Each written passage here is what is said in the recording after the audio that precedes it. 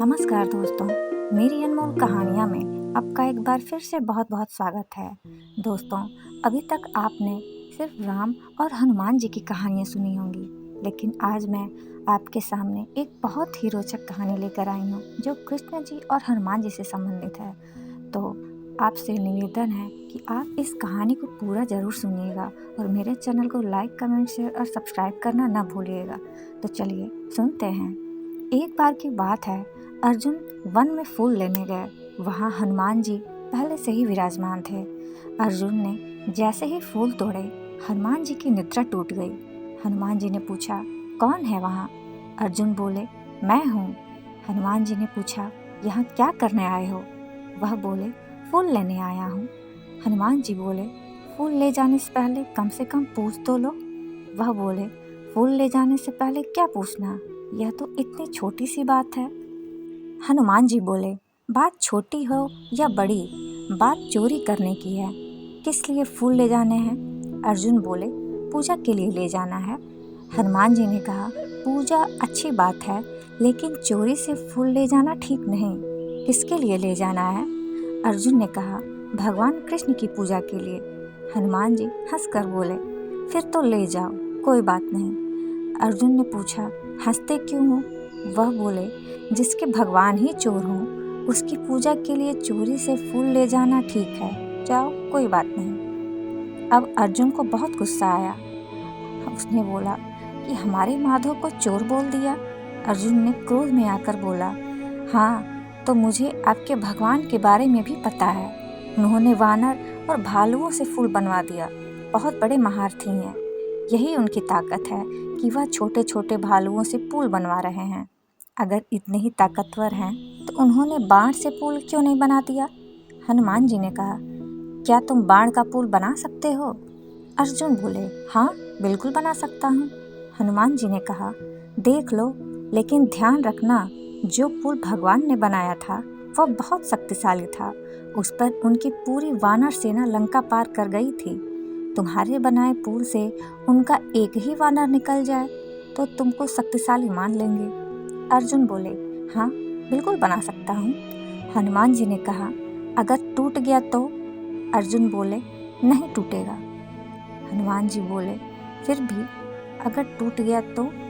अर्जुन बोले, अगर मेरा बनाया पुल टूट गया तो मैं अपने आप को भस्म कर लूँगा।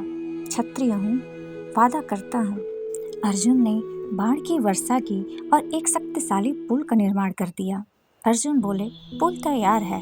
हनुमान जी बोले, राम जी का बंदर भी तैयार है। हनुमान जी ने अपना विशाल रूप दिखाया। हनुमान जी ने जैसे ही उस पुल पर अपना पहला कदम रखा, पुल पाताल लोक में चला गया। हार की शर्म से अर्जुन अपने आप को भस्म करने के लिए तैयार हो गए। तभी हनुमान जी ने समझाया, देखो, यह जीवन बहुत अनमोल है, यूं बर्बाद मत करो। यह बात सिर्फ तुम्हारे और मेरे बीच में ही रहेगी, किसी को कुछ पता नहीं चलेगा। पर अर्जुन अपने क्षत्रिय धर्म का पालन कर रहे थे और अपने वचन पर अड़े रहे। हनुमान जी ने अर्जुन को बहुत समझाया, लेकिन अर्जुन नहीं माने। हनुमान जी ने मन ही मन कृष्ण जी को याद करते हुए कहा, हे प्रभु, सहायता करें, यह तो समझने को तैयार ही नहीं है। तो भगवान श्री कृष्ण स्वयं ब्राह्मण का रूप रखकर प्रकट हुए और बोले, हे भक्तराज, यह क्या कर रहे हो? यह आग क्यों जलाई है? अर्जुन ने सारा वृत्तांत कह सुनाया। ब्राह्मण बोले, अच्छा, यह बताओ, क्या जब तुम्हारी शर्त लगी तो वहाँ कोई तीसरा व्यक्ति भी था निर्णय करने वाला? कोई तीसरा व्यक्ति भी तो होना चाहिए। क्या तुम दोबारा पुल बना सकते हो? मैं निर्णय करूँगा। अर्जुन बोले, हाँ, बिल्कुल बना सकता हूँ। अर्जुन ने पुनः पुल का निर्माण किया। हनुमान जी ने फिर से अपना विशाल रूप बनाया।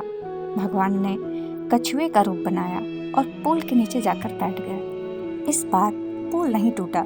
हनुमान जी तुरंत प्रभु की लीला समझ गए और मन ही मन मुस्काए और बोले, मैं तो हार गया और अर्जुन जीत गए। बताओ, अब मुझे क्या करना है? प्रभु बोले, अभी नहीं, जब सही वक्त आएगा तब बताऊंगा। कहते हैं कि जब महाभारत का युद्ध होने लगा तब श्री कृष्ण ने अर्जुन से कहा, अब हमें हनुमान की ज़रूरत है। अर्जुन बड़े ही घमंड में थे। वो बोले, मैं तो नर हूँ, मुझे उस वानर की क्या आवश्यकता है? तब श्री कृष्ण बोले, हे अर्जुन, तुम तो नर हो, परंतु खुद नारायण को भी हनुमान जी की मदद लेनी पड़ी थी। स्वयं वासुदेव अर्जुन के साथ गए और हनुमान जी से मदद मांगी। हनुमान जी ने शर्त रखी कि वह बिना भक्ति के नहीं रह सकते। स्वयं प्रभु श्री राम युद्ध के दौरान भी अनंत ज्ञान की बातें बताते थे। वासुदेव बोले, वहाँ तो युद्ध होगा, तुम भक्ति कैसे कर पाओगे? कहते हैं हनुमान जी स्वयं ध्वज के रूप में अर्जुन के रथ पर सवार थे, इसलिए अर्जुन के रथ का नाम कपिध्वज रखा गया। दोस्तों, शास्त्र कहते हैं कि अर्जुन का तो बहाना था, भगवान श्री कृष्ण ने गीता तो हनुमान को सुनाना था। महाभारत में कर्ण और अर्जुन के रथ में जब टकराव होता था तो कर्ण जब तीर चलाता था तो अर्जुन का रथ हिलता तक नहीं था, लेकिन जब अर्जुन तीर चलाते थे तो कर्ण का रथ 3-4 कदम पीछे चला जाता था। अर्जुन बोलते थे, नीचे देखो प्रभु, हमारा रथ नहीं हिल रहा है। भगवान कृष्ण कहते थे, नीचे नहीं, ऊपर देखो, तुम ऊपर इसलिए हो क्योंकि तुम्हारे साथ स्वयं हनुमान जी की शक्तियाँ हैं। जब युद्ध खत्म हो गया तो श्री कृष्ण ने अर्जुन को रथ से उतारा और फिर स्वयं उतरे। फिर उन्होंने हनुमान जी को इशारा किया और जैसे ही हनुमान जी रथ से नीचे उतरे, अर्जुन का रथ धू धू कर जलने लगा और जलकर भस्म हो गया। अर्जुन को बहुत आश्चर्य हुआ। उन्होंने पूछा, यह रथ कैसे भस्म हो गया? श्री कृष्ण बोले, रथ तो बहुत पहले ही भस्म हो चुका था। यह तो हनुमान जी की शक्तियाँ थी जो रथ अभी तक बचा हुआ था। तो दोस्तों, इस बहुत ही रोचक प्रसंग से हमें क्या सीख मिलती है? इस कहानी से ये सीख मिलती है कि जीवन में सदैव याद रखिए, चाहे जितनी भी संपदा बना लें, खूब धन कमा लें, कभी भी अहंकार की भावना अपने अंदर मत आने दें। अहंकार बड़े से बड़े लोगों को डुबो देता है। तो दोस्तों, आज की ये रोचक कहानी आपको कैसी लगी? कमेंट में मुझे ज़रूर बताइएगा और मेरे चैनल को लाइक, कमेंट, शेयर और सब्सक्राइब करना ना भूलिएगा। फिर हम मिलेंगे ऐसे ही एक अच्छी सी कहानी में। तब तक के लिए अपना ख्याल रखें। नमस्ते।